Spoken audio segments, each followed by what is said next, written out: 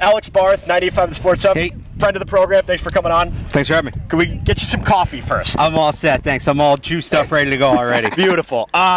Just tell us, it's been 3-4 days now of camp. Just your biggest takeaways before we get into it. I know you've had obviously wide receivers are a big conversation. Drake Maye, Vrabel. Just what's your biggest takeaway so far? I think the biggest takeaway, just the structure of camp. It feels very deliberate. It feels like there's a major focus on the details in the little things.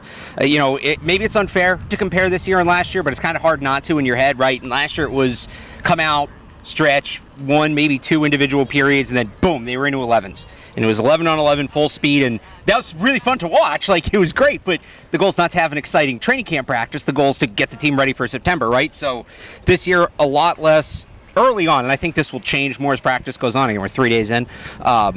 Not quite as much 11 on 11 work full speed, more individual periods, more walkthrough periods. We had a full walkthrough day yesterday on Friday, which I don't even remember seeing the last few years, right? So just kind of drilling in the little things in the details and the minutia. And I think the idea is you use those 3 days for that. Today, Vrabel said we'll be more sped up. My guess is, all right, we put this in yesterday. Let's make sure it's stuck. Let's make sure everybody's on the same page. And then when the pads come on, then you can really ramp it up, because another thing they're doing is it's not, all right, we're going to run the play, we're going to stop, we're going to talk about what went right, what went wrong. It's game pace. Vrabel talked about that. He wants a game pace. Like, run the play, get in the huddle, run the next play, and then they'll break it all down in the film room and the meeting room after practice. So it just feels like there's a lot more focus on, again, those little things that maybe you're not, you're up here on the hill today, you're not necessarily going to see, you're not necessarily going to notice, but you add them all up, they make a difference. And we heard it in the press conference too, Vrabel, big accountability guy. Even for the media. Yes. Repeat questions. Not going to fly with Vrabel. Didn't fly with Belichick. But what's the vibe like in that regard from your vantage point compared to Mayo? Like, how you guys kind of interact with him? And obviously he's asking Karen the first question. Yeah. He's playing ball with you guys. How does that change your lives? I mean, he kind of said the other day, like, it is still a bit of a honeymoon period, right? The Diggs video is the one little hiccup that he's had. So, if they start, and not that I'm saying I think it's going to happen, if they start 1-3, 1-4 like they did last year, maybe the tone changes. It's very businesslike.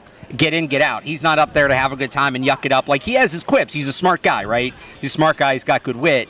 But he's up there to get up there, give us the information, and get back to coaching the football team.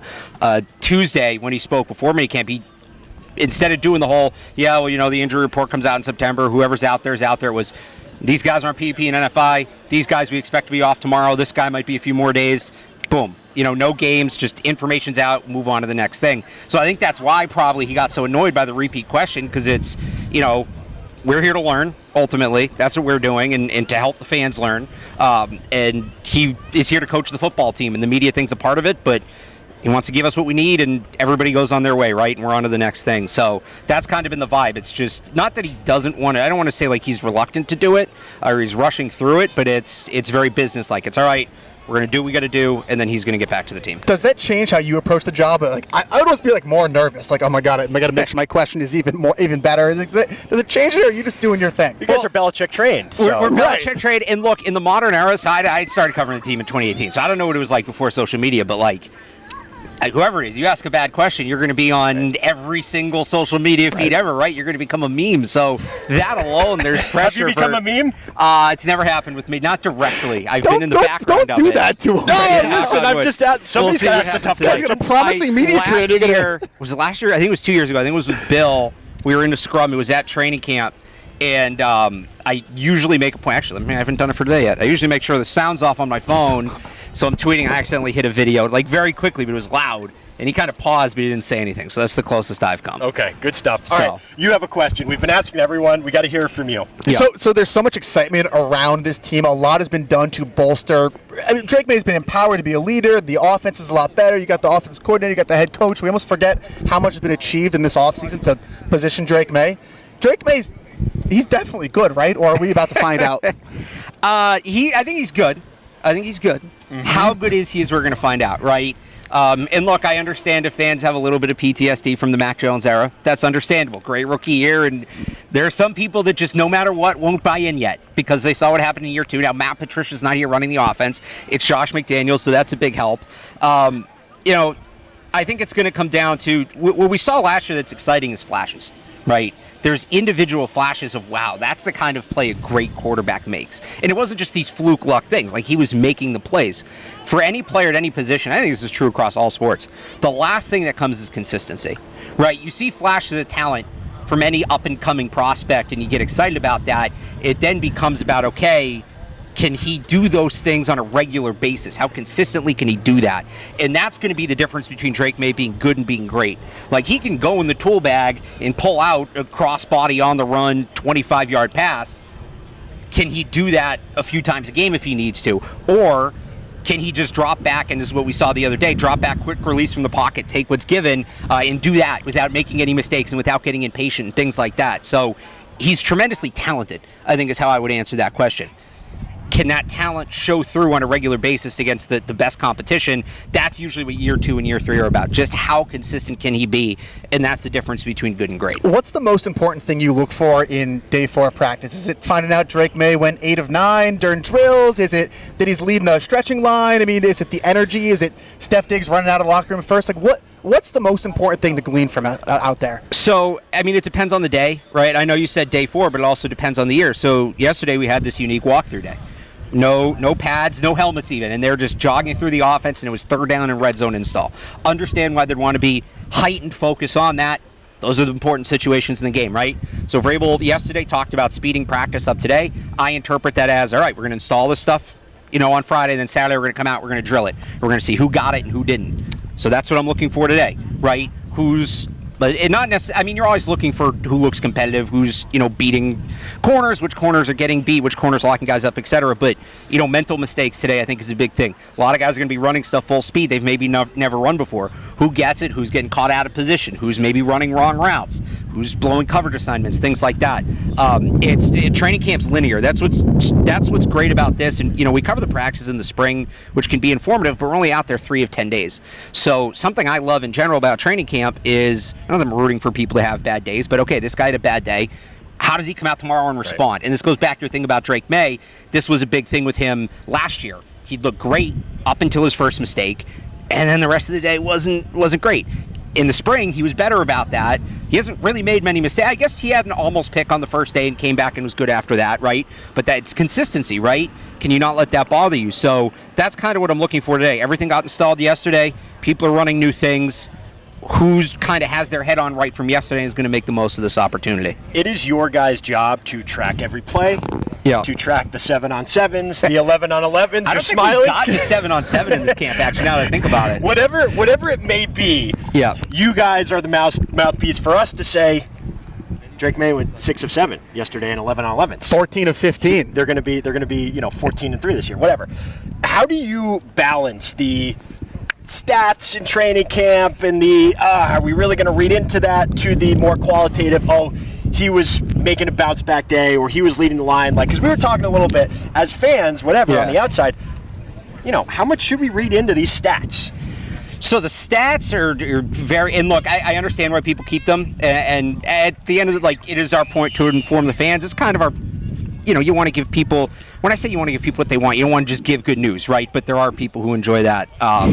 I think we'll leave that right there. the big picture thing with that for me is I just try to give as much context as possible. And some people may consider that boring or talking around things, but I hammer this point home every year. I'm going to talk about it a lot today because it's the last practice before pads. Not every rep is the same. Not every practice is weighted the same. The non-padded practices do not carry as much weight as the padded practices. Padded practices do not carry as much weight as the joint practices, right? 11-on-11 carries more weight than a 7-on-7. In 11-on-11, where they have the game clock going and a play clock and maybe music blaring to simulate crowd noise, that carries more weight than 11-on-11 on air. And some of this stuff I think is, some people may hear and be no duh. I think some people come out here because if you've never watched a football practice, people might come and think they're literally just essentially scrimmaging, right? And that's not what it is. That's what they do sometimes, but it's pretty rare. So you're not going to see anybody get tackled today. So I think it's just adding that context and, hey, get excited about this. This is great. Or, hey, this is, what it is. I'll never knock a player. I'll never be like, yeah, he was great, but it was in non-pads. But I'll be like, you got to take with a grain of salt. Again, it goes back to that, what are you building on?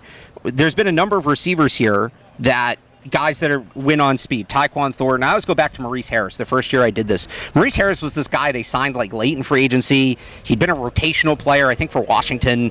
Really was just, a guy. And he came out in the spring and was awesome. I mean, he was getting by everybody. And me and Evan Lazar's our first year, we're like, oh my God, they found the next Randy Moss. He was fast. He was incredibly fast. Then the pads come on. And the first 2 days camp, he was great. Then the pads come on. Didn't hear from Maurice Harris again. I think he got cut like a week before cutout day. Like, he didn't come close to making the team. So, you look at it and it's like, it's good, right? You're not going to fault a guy for winning in a less competitive setting. But you also have to remind yourself and other people in the case of our jobs, like, but it's going to get tougher. Efton Chisholm's another one. Did everything you could ask a UDFA to do in the spring. That's great. You can't win a roster spot in June. You just can't do it. And we've seen guys flash like that, and then when the pads come on, disappear. And that doesn't mean he will. It doesn't mean I'm rooting for him to do it or anything like that, but it's just an important piece of context because we play with pads in this league, play with contact in this league, and you got to be able to beat that. Couple more follow-ups because I know you got to go. I wanted to stick with the wide receiver group. Obviously, super crowded. That's big talk of the camp. How do you see that panning out? Like, we were talking about the guys on the bubble. Obviously, you have Stephon Diggs who's leading the charge now. Where does Kendrick Bourne kind of fit into all this? What's your assessment of the wide receiver room for the Patriots here? So I think they could end up keeping 6 and kind of letting that battle continue maybe into the season. Obviously, that depends on health. Where's Matt Collins at? Is he going to open the season on PUP? It's way too soon to know yes or no on that. The way I see it, if everybody's healthy, there's 4 locks. That's in no particular order. Stephon Diggs. Can you write this down? Pen. I've said this enough. I've written enough. You guys can find it. Stephon Diggs. The fact I even have to think of the list, the amount of times I give him the stake at this point. Stephon Diggs, Pop Douglas, Kyle Williams, and Matt Collins. Right? Those guys are going to be here. Kayshon Boutte's been much more involved than I thought he would be early on. He feels like he is a good shot, the inside track. Kendrick Bourne has the familiarity with Josh McDaniels, one of the veterans in this group. So now you're at 6, right? And then does Efton Chisholm win a spot?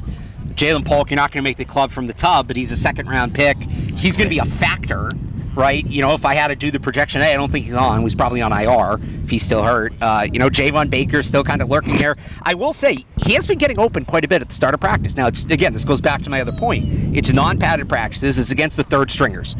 So take that for what you will, but you got to get open against the third stringers to prove you can get open against the second stringers to get open against the first stringers, right? Right. So, I still think he's on the outside looking in, of course. But, I think they could keep 6 guys, and then over the first month of the season, it works itself out. Either somebody falls off or somebody gets hurt or whatever. So it's competitive. And the top end, I feel like people mistake that for like, oh, they've got a great wide receiver room this year. It's better. If Diggs is fully healthy, that's a big boost.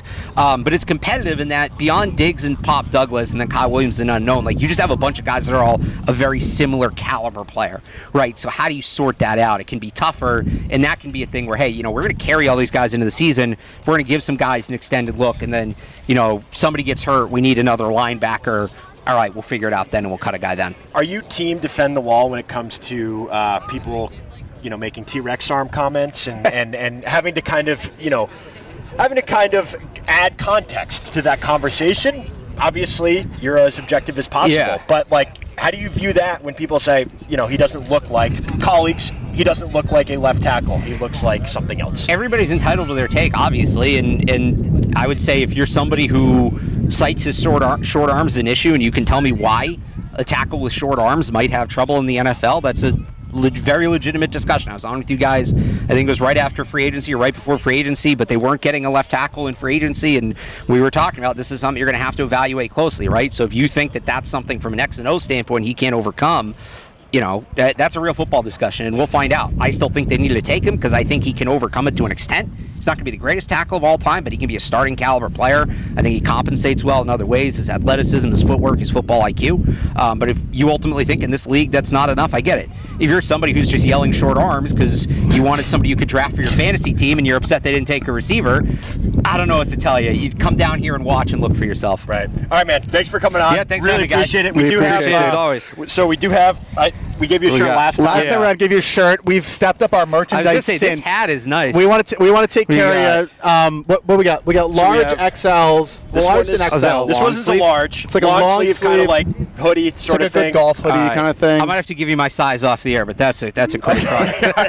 All right, sounds good. Alex Barth, 98.5 The Sports Hub. Always a pleasure. Thanks for coming on. Thanks for having me, guys. Appreciate it, man.